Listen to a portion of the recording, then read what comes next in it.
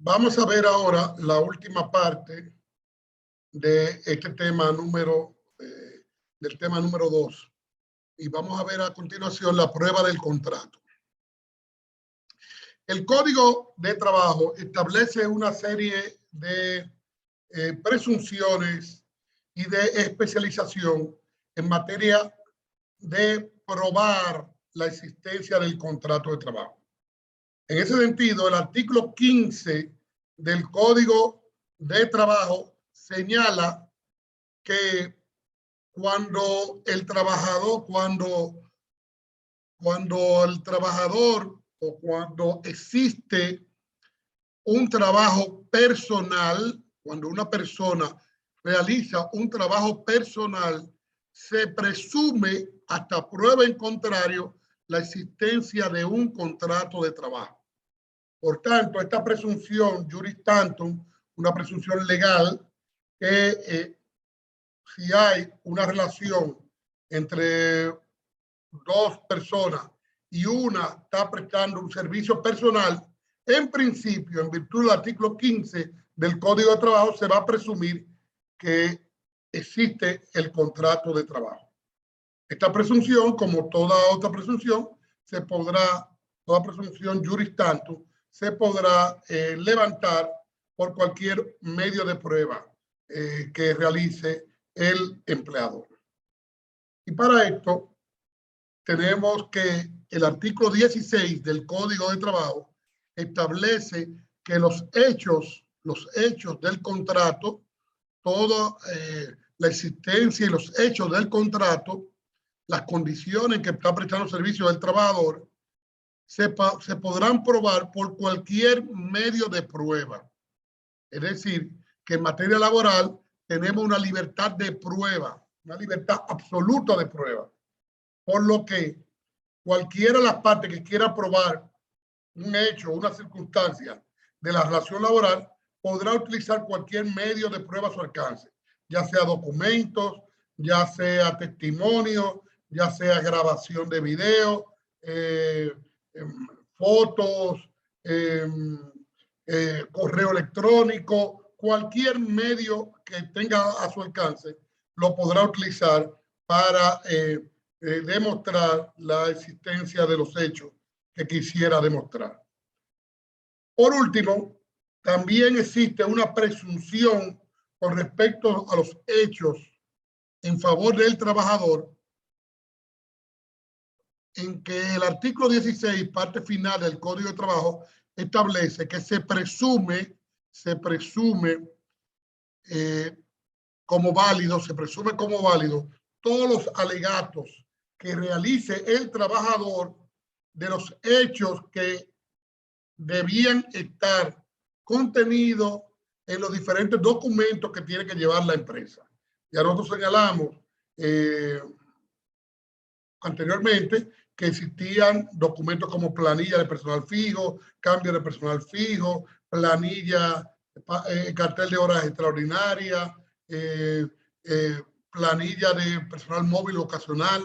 Entonces, todos estos documentos que el empleador debe llevar, los hechos que alega el trabajador se deberán tomar como cierto y le corresponderá al empleador, utilizando ya sea estos documentos o cualquier otro medio de prueba, para desbaratar esa presunción a favor del trabajador.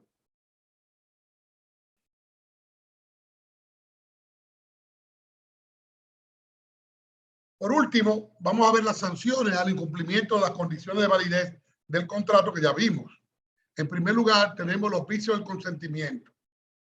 El primero de los vicios del consentimiento, el error, habíamos señalado, y esto, diríamos, era parte del derecho del trabajo 1, que puede haber un error en el derecho, es decir, que las partes acordaran en el contrato un derecho que no esté contemplado en la ley o que esté en contra de lo señalado en la ley.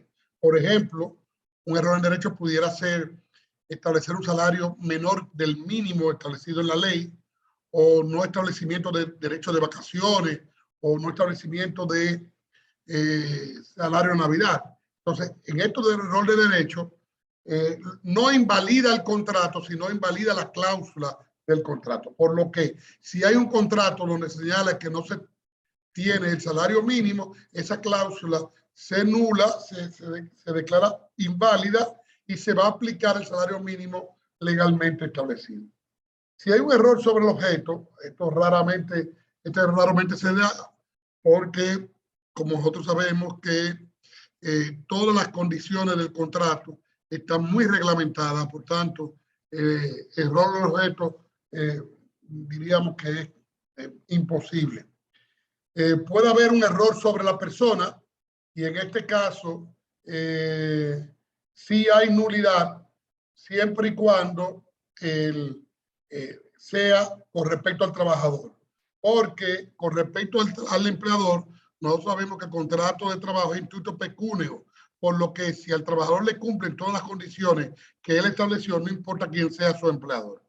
Por lo en contrario, si es el trabajador y se tiene un error en la persona, ese contrato se declara nulo por error de la persona, del trabajador.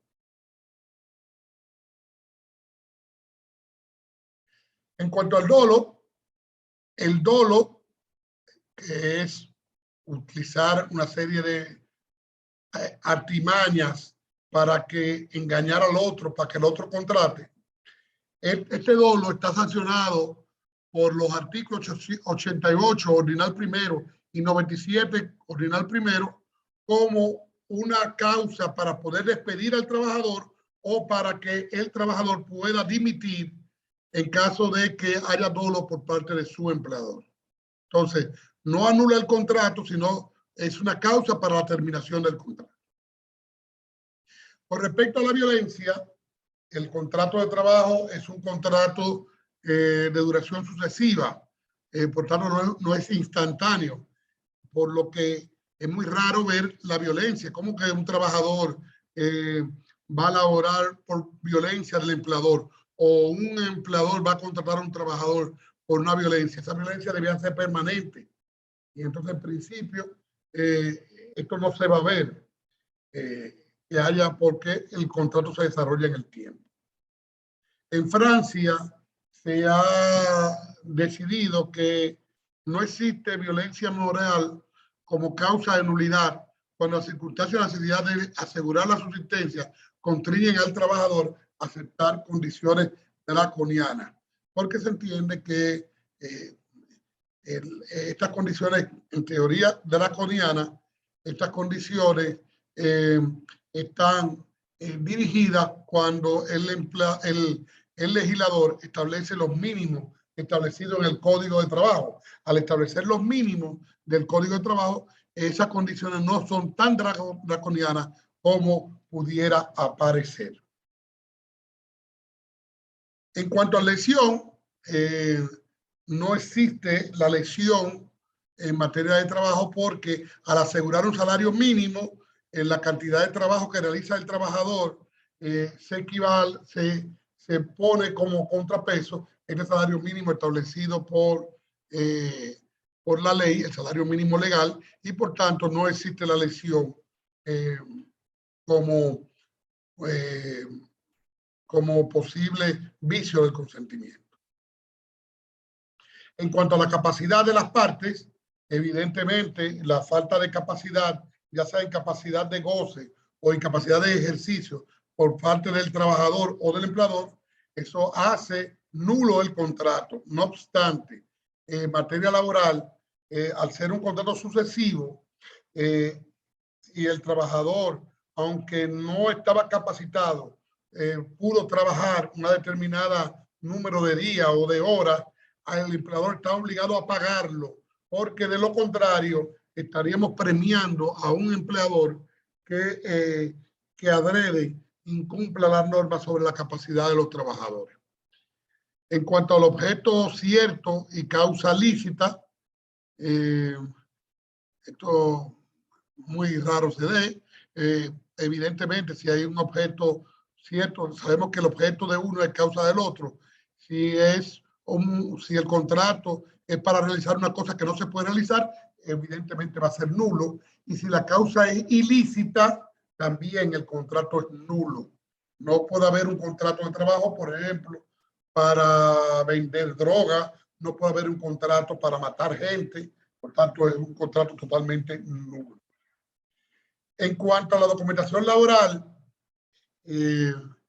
nosotros vimos esto en Derecho del Trabajo 1, el no cumplimiento de la documentación laboral que debe regular el empleador es sancionado con una sanción leve y que se amerita sanciones de 1 a 3 salarios mínimos. Con respecto a violación de normas de extranjería y de menores de edad, en trabajo peligroso de cualquier otro tipo, las sanciones son una sanción muy grave, que son sancionadas con multas de 6 a 12 salarios mínimos. Esto está contenido en el artículo 720 y 721 del Código de Trabajo. Hasta aquí vemos la última parte de este tema número 2. Muchas gracias y nos veremos en el próximo tema.